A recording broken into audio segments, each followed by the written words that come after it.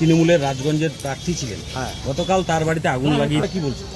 আমরা চাচ্ছি কালকে ওই রকম বৃষ্টির মধ্যে আমি যেটা খবর পাইছি, আমার পাশেই বাড়ি, আমি খবর পাইছি ও প্রথমে তো ওরা দুই ভাই বাড়িটাতে ঢুকলো, ঢুকানোর পড়লে চিল্লাচ্ছি বাঁচাও বাঁচাও বাঁচাও। আমার কাছে ফোন আসলো, আমাদের তোরা কেউ যাবি না, ওই ফাঁদে পা দিবি না, কিচ্ছু হয় নাই।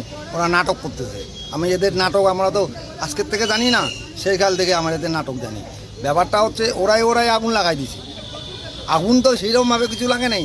সবচেয়ে মজার ঘটনা হচ্ছে আগুনও লাগলো, ফায়ার ব্রিগেডও গেল, ওরাও পৌঁছাইলো, পাশের বাড়ি কেউ জানলো না।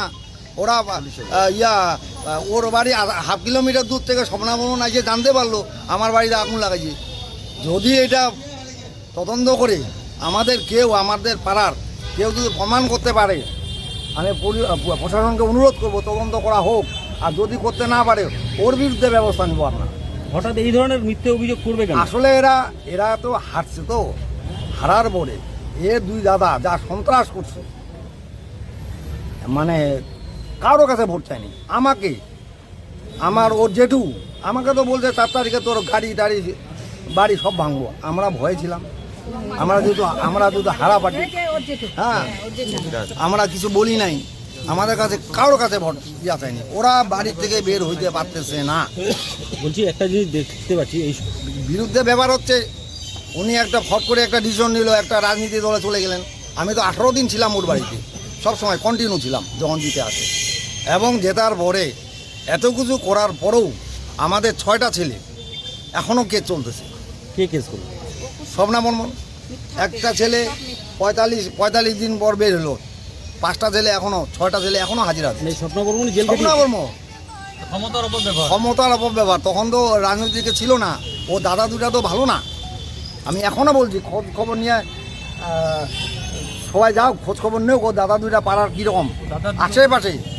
এবং আমি এইটাও বার্তা দিচ্ছি আমার দিলীপ বর্মন দাদাকে, উনি হচ্ছে শিলিগুড়ির, হ্যাঁ, উনি এই যে ব্যাপারগুলো বলতেছে, না ওরা এসে খোঁজ খবর নেও যে রাজবংশী মেয়েদের উপর অত্যাচার।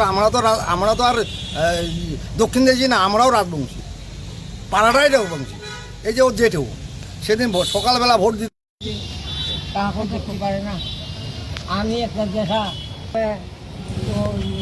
সোমা বর্মনের দাদা, আমি দেখা যদি কাজ না যায় তো 4 তারিখে কিন্তু মজা পাবে। আমার হাত ফেঙা ভাঙে দিয়ে বলছে যে একটা জিনিস, যে স্বপ্না দেখলাম আজকে পুলিশকে বলছে, আমাদের ক্যামেরার সামনেও বললো যে ওর ঘনিষ্ঠ কেউ ওর বাড়িতে আগুন লাগিয়েছে।